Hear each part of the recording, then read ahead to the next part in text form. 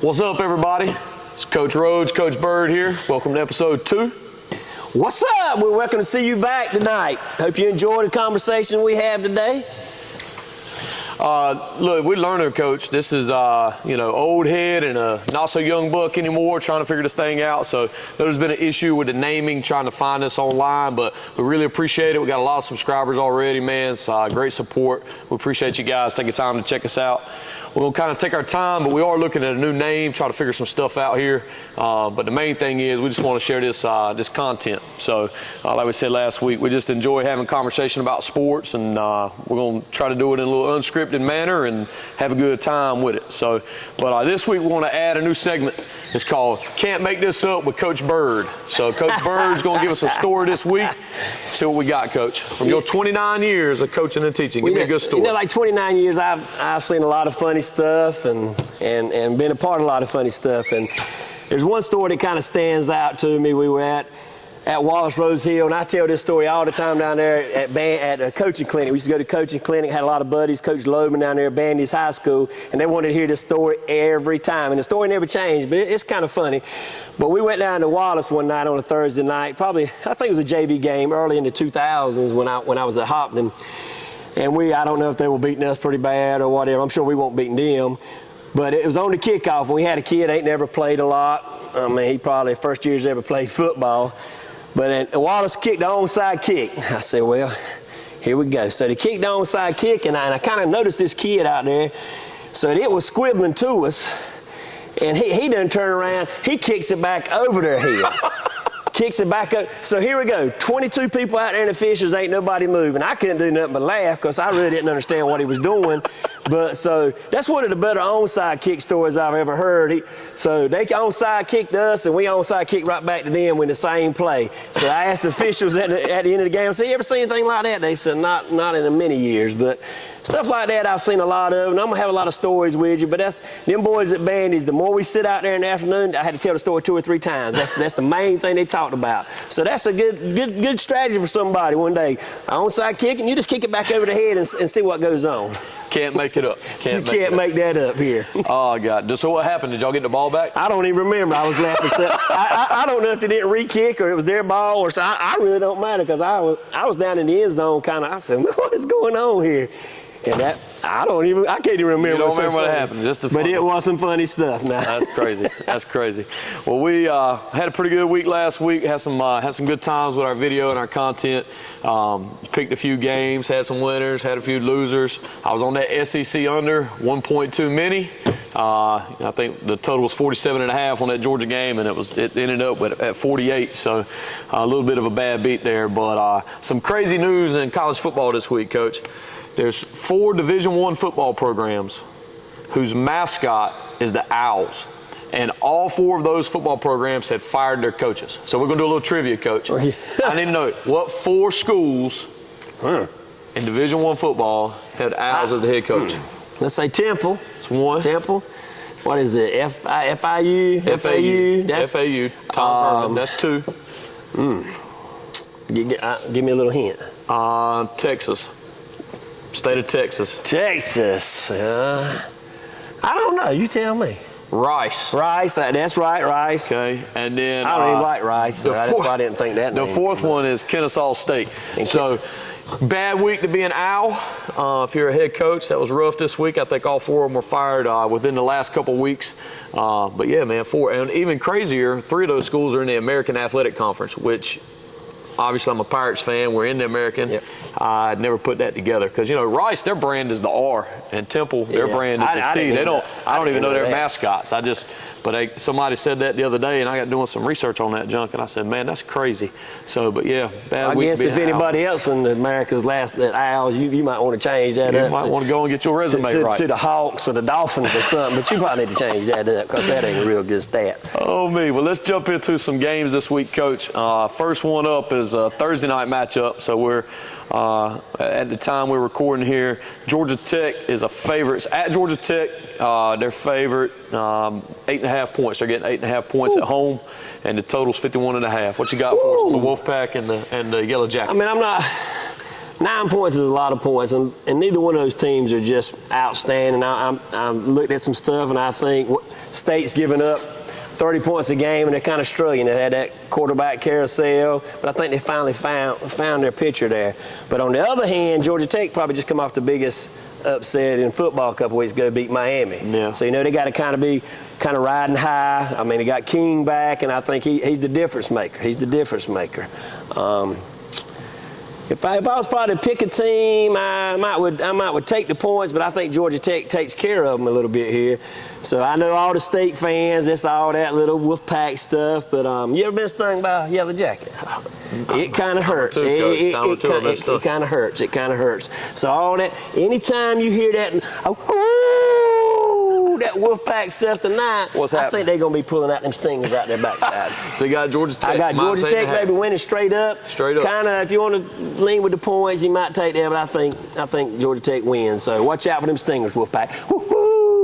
Yeah, 41.5 on the total, man. I don't know. I'm just tempted off of that number. I might just take the over just to take it. I like them low 50s, man. I think I could roll with the over on that. Yeah, I think State scored. I mean, like I say, 20, and I think Georgia Tech maybe 24, 25. Georgia Tech does all the motion and stuff. Yeah. If they can get you off a balance, but it's senior night, never know. They've done a good job. I tell you what. Teams from the state of Florida versus Georgia Tech had a rough go. Yeah, so that's it. Set the tone for Florida State at the beginning of the year. That took that loss out of the gate, and everybody thought it was maybe a one-off. But Florida State surely has not recovered. So and the Wolfpack, I think they're 500, so they got a chance to make a bowl. So they're gonna have a little bit of giddy up. I think Georgia Tech's already bowl eligible. All right. You mentioned to me this morning you want to talk about a game. I don't mess with these, so I'm gonna just let you talk about it. Well, we kind of rode with the Pirates here. We've changed things up. I know you're superstitious, don't really like to talk about them, but we're being graduates there. We kind of have to go with the Pirates, and I'll do the talking. I think they go down to North Texas. North Texas, this week. they're a 3-point underdog at North Texas. Woo! I think East Carolina's the better team, not just because they won the last 3 or 4 in a row. I think they're the better team. What's his name? Howell. I think he's doing a good job. 14 touchdowns in the last couple games. Yeah. I'd probably take the Pirates today, even with the points. If you want to get a little bonus, take the 3 points they're giving. But I'm going with the better team. I know North Texas slings it around a little bit, but start of the season, our defense wasn't bad. Yeah, our defense wasn't bad. Defense took a hit, and they lost Revel. He was a projected first-round pick. Unfortunately, injury there to the knee, so dropped off a little bit. Last week gave up a couple of deep shots in that crazy game. But they were right there, just didn't make a play on it. You know what I mean? So if they could stay in position this week, I know Coach Harrell mentioned that just got to do a better job making play on the ball when it gets there. So I'm sure that's been a point of emphasis for the Pirates this week. That total 73.5. That's a lot of points. That's a lot of points. I would probably I'm not going to bet on the spread. I'm not going to say Pirates win, lose, none of that. But I will tell you, I'll talk to the total every now and then with them. I'm going to go under 73.5. I don't think they're going to hit that.